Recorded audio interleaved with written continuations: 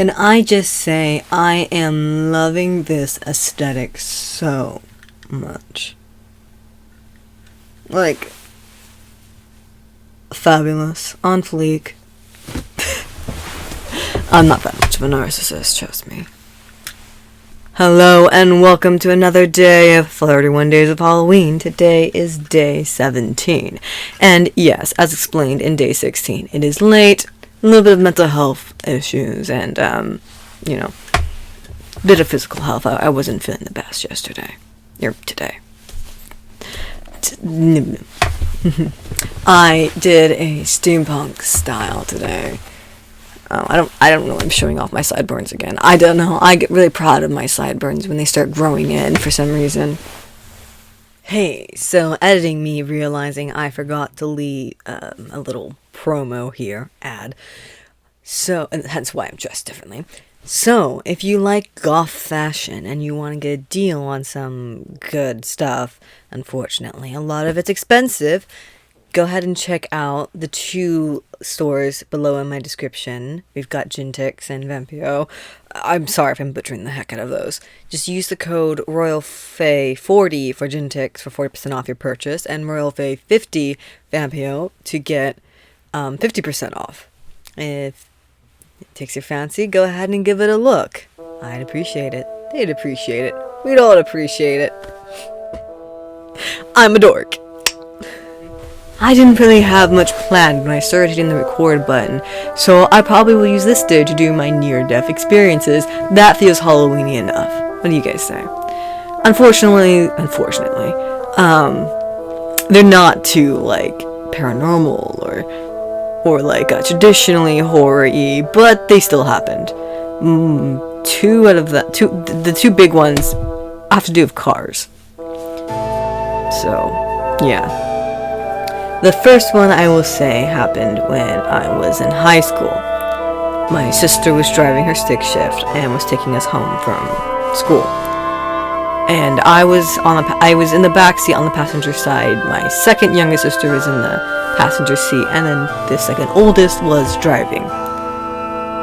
So we're turning into an intersection, we're not turning actually, we're just going forward. And someone is turning from into the neighborhood that the intersection goes past. And they ended up straight up T-boning us. And the car got, kind of a bit wrecked. And this woman actually tries blaming it on us.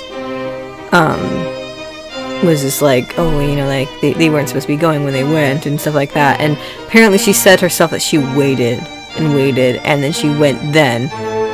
So it's kind of like, but yeah. So it hit the driver's side, not the passenger side. And my sister was saying if it had hit the passenger side, she would probably have gotten in the car and punched out the lights of the person who hit her, because her little siblings' lives were in danger. I thankfully didn't suffer any physical damage from this, and my second youngest sister, the one that was in the passenger seat, it almost seemed triggered by where her back problems kind of got worse. She has really bad scoliosis, where literally one leg is longer than the other, because it had to grow. One leg had to grow to kind of make up for her slant in her back. And so her back problems seemed to kind of get worse from that point on. The other sister seems fine. She ended up getting her car replaced and everything. Completely new car. That car was missing the window on one side and the door was completely dented on the other. It's quite a scary experience. Now, what I find was scarier is my second story, where my mother's driving and we're trying to get into Costco. She's running low on gas, and we're in this intersection again. Well, we're turning from, it's not quite an intersection per se, but we're going to turn to drive into the parking lot of Costco or whatnot to get to the gas station. We're very, very low. Lower than we like. In fact, we're so low, we ran out on the road. So, my mother has me get into the driver's seat, and she starts pushing. I think I'm in late high school, maybe like my first year of college, uni. And I'm like somewhere between like 16 and probably 20, somewhere around those ages. So my mother's pushing the car, and some very nice young men sees this, and they run over and start helping her push. And as this is happening, I see this really, really long FedEx truck coming exactly where I'm going, and it's moving really fast. So of course I'm like, okay, slam the brakes. So I hit the brakes, nothing happens, and I'm like, oh god. Keeps hitting the brakes, and behind me is yelling the voices of my mom and the men. Hit the brakes, hit the brakes, hit the brakes. And I'm like, slam. Nothing. The brakes weren't working. The brakes, my mother's car's brakes apparently have been like on shoddy. And so, I'm grateful that the FedEx truck was moving as fast as it was. Because if it was moving a little bit slower, I probably would be dead. Luckily, the FedEx truck moved so fast, it missed me. And it got there before I did, kind of thing. And it was so long too. Like, I was so worried I was gonna like hit into it. But it was moving really fast, thankfully. Unthankfully, it was moving a little bit faster. And so that was just kind of like a life before my eyes thing. And so it's not surprising that cars scare me, or driving cars scare me as much as it does. I do a lot of walking. I walk a lot of places. I go most places by foot. If it's just something for me, like my jobs, I would walk to my work a lot, or I would walk to the bus stop to the school.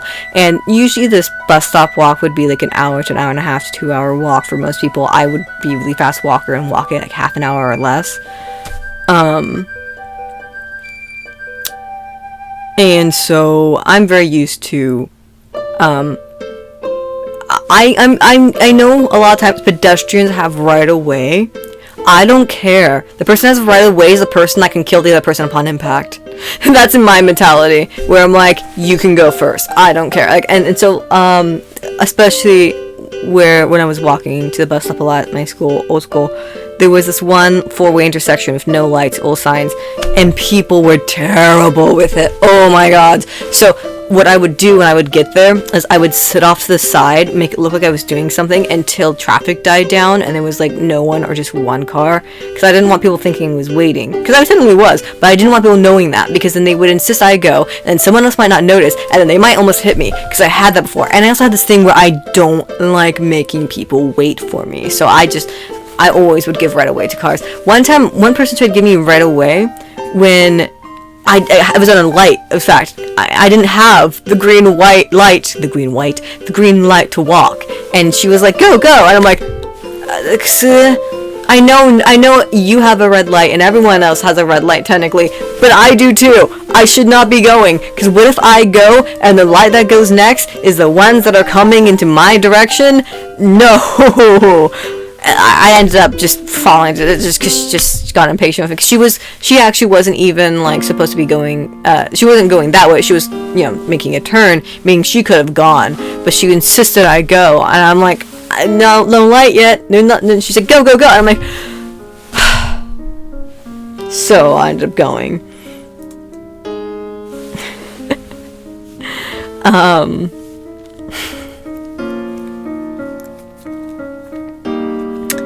But yeah, I've had plenty of near-death experiences, especially in that four-way intersection I had mentioned first, where there was no lights, where I had almost, and I've had it where I've gone, and usually what will happen is I'll try going at the same time as another car while it's going the same direction as me. And one time, I had already been more than halfway in on the last lane kind of thing, so I was almost there. I was like a 3/4 of the way there. So there's no way that this car couldn't have seen me. I almost got hit by this car that came at me, and it starts honking at me like it's angry that I'm there, and I'm like, You think you're gonna be pissed when we make Impact? How do you think I'm gonna feel? I'm gonna be dead.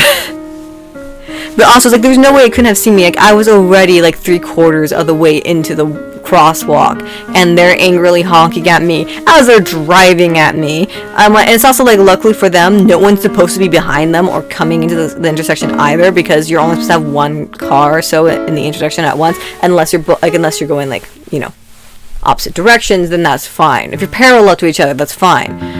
But you're not supposed to. So it's like, no one's really gonna be like, they're not gonna be getting hit because they had to wait for me, you know. So it's just like, I mean, yeah, maybe I should have waited. I don't know. And it was because like experiences like that I just started waiting off to the side. I was just like, fuck it, I'm not gonna bother. Unfortunately, I was gonna say the La Habra earthquake for this story. I totally forgot that I was going to do that, so I did not. But you can find that one in day 10. I put it in the haunted one, even though technically there was nothing like paranormal by default for that one. Basically, there was this really big, like a 4-pointer or something like that, earthquake in La Habra, and the epicenter was La Habra, and my family was staying in La Habra Heights, and we were in this really old home that literally fell apart. It's been around since before the 1930s, and it literally fell apart on one wall came down. If I can find the photos, I totally will put them, if editor me is not too lazy. And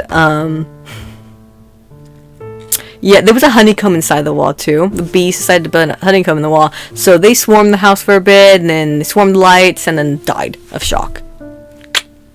Honeycomb in a wall is probably not the best idea. Now, for my last near-death experience, air quotes, I was laying in a bed. This is an old house, and I was laying in my bed. I had a ceiling fan on, and it gets really hot sometimes where I live, and I get really hot. I'm a heater, so I probably would not be able to wear this out in public for very long. And so my fan's on like turbo. Okay, it's on as high as it can be on, and for some reason, it ends up coming down. But it doesn't fall all the way to the floor. No, it's right above, so something right above where I'm sleeping. And it's still on. It's still going. It's still connected to the wires into the ceiling. So it's still on. And it's violently swinging over my head. And I'm just like, and I was sleeping in a sleeping bag for some reason on my bed. I don't know why. I was really weird. I was a really weird kid. High school, early high school years.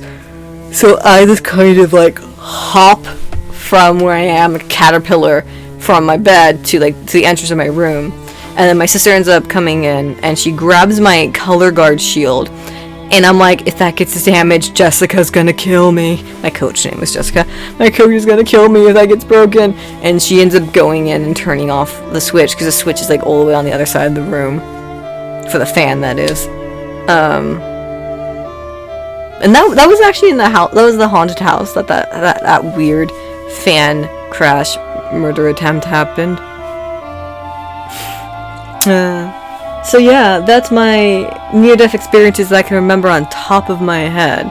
It's interesting when you have more than one near-death experience, right? And all of those weren't my own fault. Like there's near-death experiences because you did something really dumb, and then there's near-death experiences that's like, fate has it out for me, doesn't it? I have this thing where I have like this domino effect of bad luck a lot of times. Not all the times, just some of the times where sometimes just something's following me all day long, and just this bad happened, now this bad happened, now this, now this.